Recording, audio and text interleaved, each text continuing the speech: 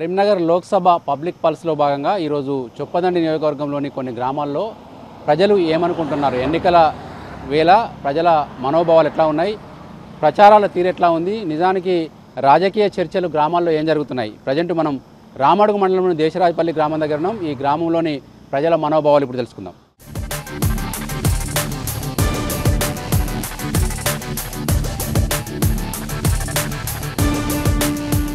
Karimnagar parliament ఎన్నికల్లో ఈసారి ఎలాంటి చర్చ జరుగుతుంది? ఇప్పటికే 4 నెలల క్రితం అసెంబ్లీ ఎన్నికల్లో ఓటేసారు. వీళ్ళంతా మళ్ళీ పార్లమెంట్ ఎన్నికలు వచ్చినాయి. ఒక పెద్ద మనుషుడు, మాది వ్యవసాయ కుటుంబం. కాకపోతే అంటే ఈ రాజకీయవేత్తలు ప్రజలను వాడుకుంటారు కానీ ఏం పని అయితే లేదు.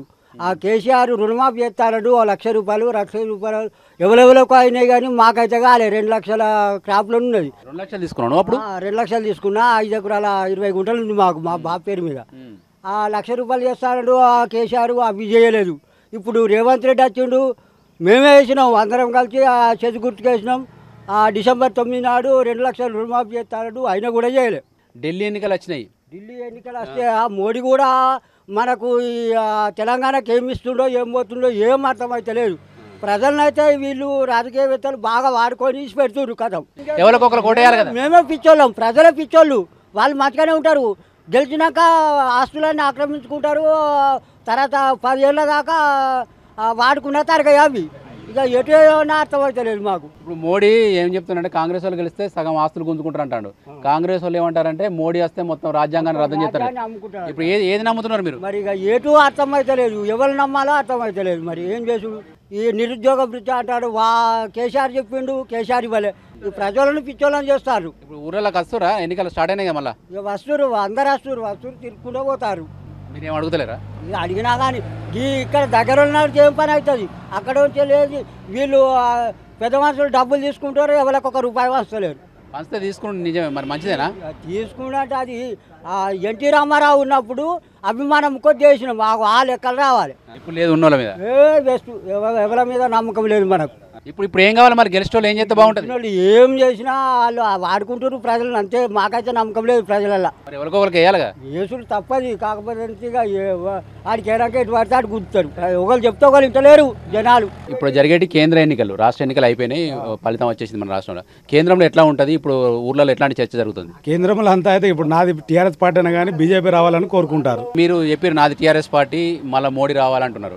మరి ఇక్కడ మీ పార్టీ వాళ్ళు ఏమో ప్రశ్నించే గొంతు పంపించాలంటున్నారు. మీ దగ్గరనే ఇట్లా వైరుధ్యాలు ఉంటే ఎట్లా? వైరుధ్యాలు ఉన్నాయి, లోపల ఉన్నాయి. కాంగ్రెస్లు ఉన్నాయి, టీఆర్ఎస్లు ఉన్నాయి, బీజేపీలు ఉన్నది. ఒక్క పార్టీకి అనుకూలంగా ఉండేటోళ్ళు ఎవరైతే ఉంటలేరు. అది నేను ఓపెన్గా చెప్పుకుంటున్నా. మరి ప్రశ్నించే గొంతులు అద్దంటావా? ప్రశ్నించే గొంతు అవసరమే, కానీ ఇక్కడ దానికి విలువ లేవు. ఇప్పుడు కాంగ్రెస్లో మాట్లాడితే కాంగ్రెస్కి అంటారు, బీజేపీ మాట్లాడితే బీజేపీ అంటారు, టీఆర్ఎస్ మాట్లాడితే టీఆర్ఎస్. ఇప్పుడు టీఆర్ఎస్ నేను కొట్లాడతా సార్, ఒక్కటే దానికి అనుగుణంగా నేను ఉంటాను. నాతో 100 మంది రావాలి కదా. అందుకే టీఆర్ఎస్ అనేది ఒకసారి పనిష్మెంట్ ఇచ్చారు ప్రజలు, దాన్ని గుణపాఠంగా నేర్చుకొని మళ్ళీ రాబోయే ఎలక్షన్లలో మేము దానికి గర్వంగా కట్టుబడి ఉంటాం. ప్రజల మీ అబ్జర్వేషన్లో ఏం తప్పులు చేసింది మీ పార్టీ? పార్టీ అంటే కొన్ని రకాలుగా దళిత బంధులు ఇవన్నీ పెట్టడం, నేను ఒక దళితునే, అది పెట్టడం తప్పు. 1 లక్ష ఇచ్చాడు కులాల వైజ్గా బీసీలకు, అది అందరికీ సాధ్యం కాలేదు. అది ఇట్లాంటి పథకాలు పెట్టుట్లా మా టీఆర్ఎస్ ప్రభుత్వం ప్రజలలో మనగడ కోల్పోయింది. ఏంది మరి మళ్ళీ ఎన్నికల రాజకీయాలలో తిరుగుతారా ఊర్లలో ఓట్ల కోసం? పోతారు ఇక ముగ్గురు వస్తారు, తిరుగుతారు. ఎటైతే ఓటు వాళ్ళు చెప్పేది వీళ్ళు చెప్పేది ముగ్గురు చెప్పేది వింటున్నావా? వింటున్నాం కానీ ఇక ఎవరో ఒక్కరు అందులో. ఇప్పుడు ఈ ముగ్గురు మనుషులు ఉన్నారు, 3 పార్టీలు ఉన్నాయి. మరి మనిషి మంచోడిని చూస్తావా, పార్టీ మంచిదని చూస్తావా? పార్టీ చూడాలి, పార్టీ చూడాలి. ఎవరైనా కానీ మనిషి ఎవరైనా ఇవాళ అందరూ రేపు ఉండరు. పార్టీ అయితే అదే ఉంటుంది కదా, ఇవాళ అది ఉంటారు, రేపు ఉండరు. అది పార్టీ అయితే శాశ్వతం కదా. మొన్న అసెంబ్లీ ఎన్నికలప్పుడు ఏం చూసినావు? పార్టీని చూసినావా, మనిషిని చూసినావా? పార్టీ అప్పుడు కూడా పార్టీ చూసినావు. పార్టీ చూస్తాను. ఇట్లాంటప్పుడే మనం ఓటుతోటి మంచి నాయకుని ఎన్నుకోవాలి, మంచి పార్టీని ఎన్నుకోవాలి. ఎట్లా ఆలోచించాలి మనం? మన దగ్గర ఏముంటుంది, అది మన ఒక్కరో చెప్తే కాదు కదా. అట్లా ఎవరికి వాళ్ళు అనుకుంటేనే ఒక్కరు అనుకుంటేనే దేశం అవుతుంది కదా. డిసిజన్ అందరు చూసుకుంటే డిసిజన్ అవుతుంది అట్లా. దాని గురించి నా ఒక్కంతో అవుతుంది, నా ఒక్కంతో అవుతుంది అంటే అదే తీర్పు అవుతుంది. అంటే కానీ సరే చూద్దాం.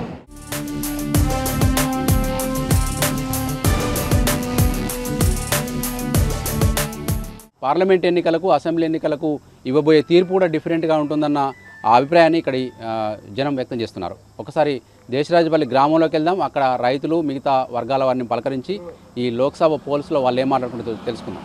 కరీంనగర్ లోక్సభ పరిధిలోని చొప్పదండి అసెంబ్లీ సెగ్మెంట్ దేశరాజపల్లి గ్రామం లోపలికి వచ్చినాం. ఇక్కడ గ్రామ పంచాయతీ దగ్గర చాలామంది జనాలు ఇక్కడ రకరకాల ఒక దగ్గరికి వచ్చి వాళ్ళ కష్టసుఖాలు చెప్పుకుంటూ ఉంటారు. రకరకాల డిస్కషన్స్ వస్తూ ఉంటాయి.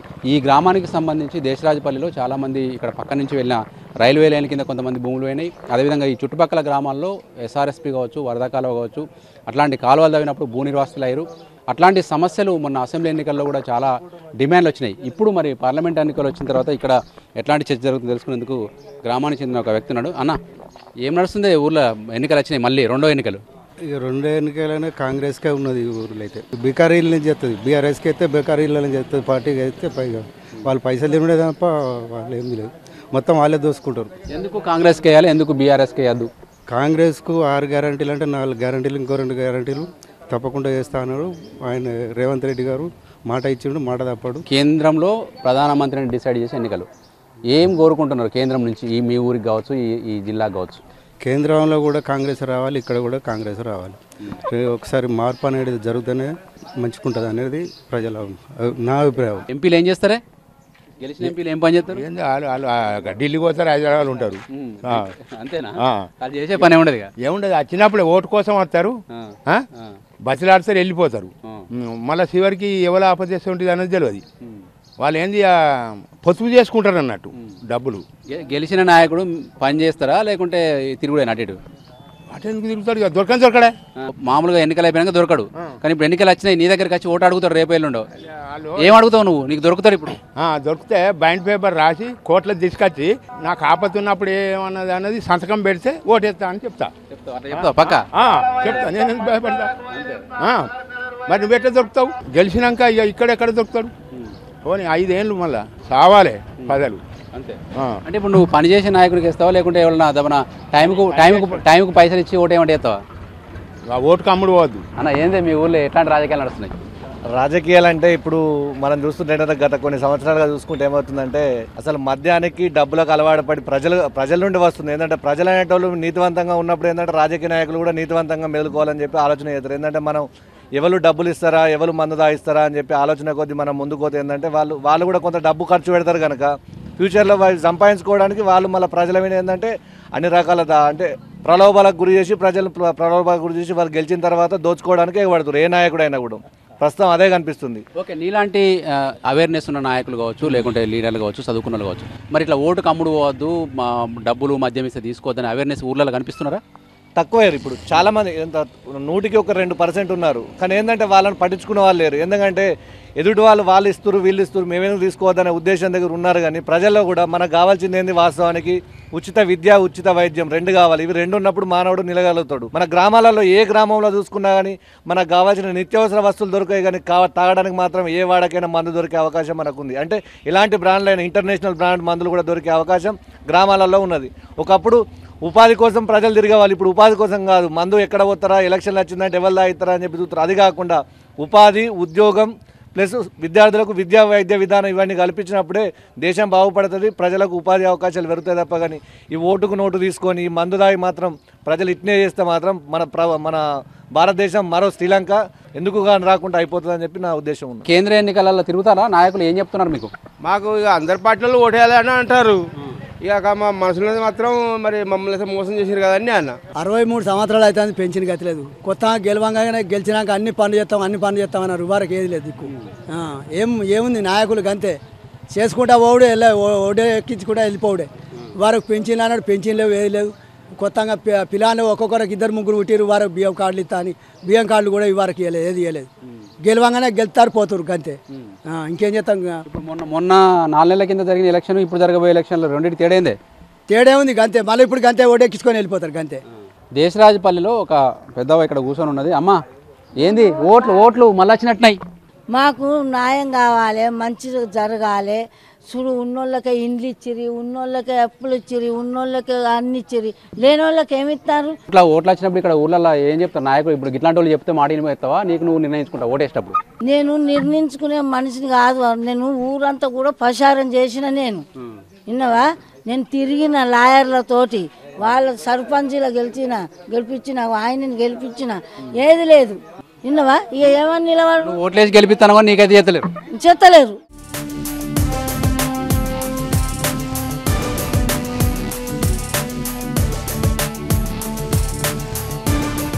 చొప్పదండి నియోజకవర్గంలోని దేశరాజపల్లి గ్రామ చెరువు దగ్గర ఇక్కడ చాలామంది ఉపాధి హామీ కూలీలు మట్టి తవ్వే పనిలో ఉన్నారు. ఇక్కడ చాలామంది రైతులు ఈ చెరువులోని మట్టిని తీసుకెళ్లి సారవంతమైన భూమి కాబట్టి పొలాల్లో వేసుకుంటున్నారు.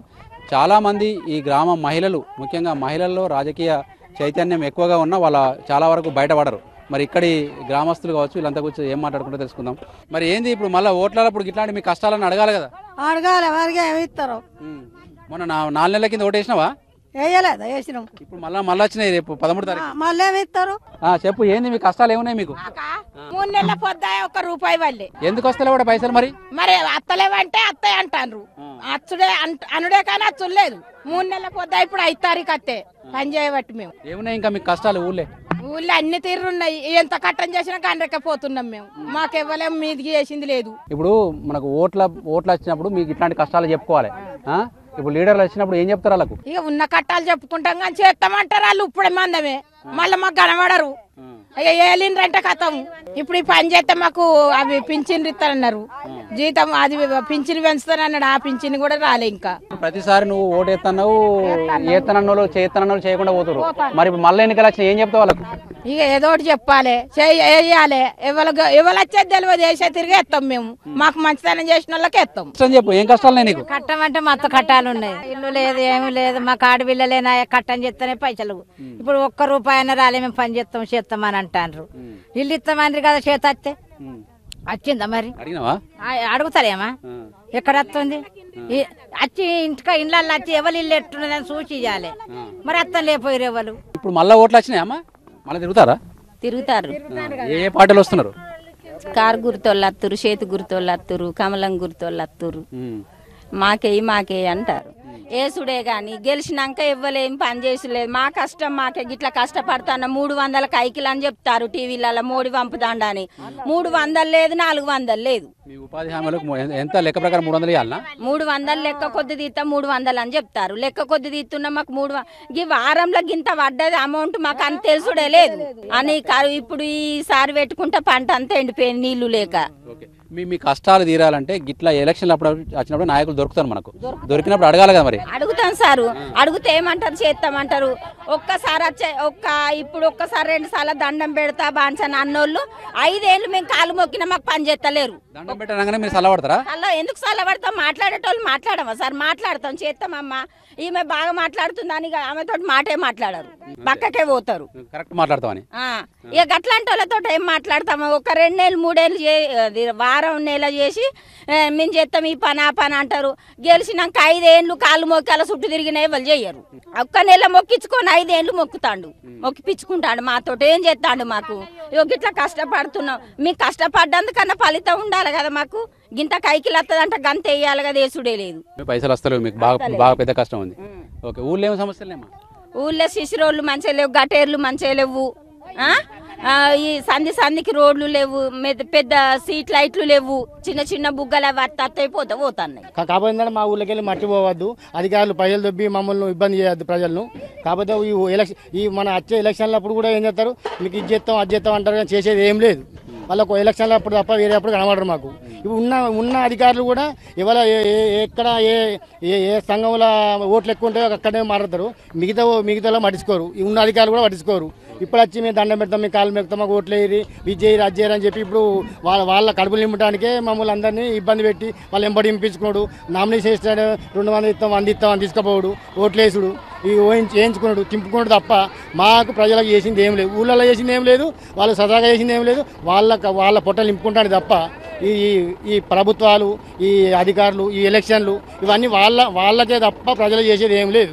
దేశంలో కావచ్చు, రాష్ట్రంలో కావచ్చు, గెలిచిన పార్టీ ఇచ్చిన హామీలు నెరవేర్చాలి, తమ కష్టాలు తీర్చాలని ప్రతి ఒక్కరు కోరుకుంటున్నారు. కెమెరామెన్ కవికుమార్తో వెంకటేష్, V6 న్యూస్, చొప్పదండి నియోజకవర్గం నుంచి.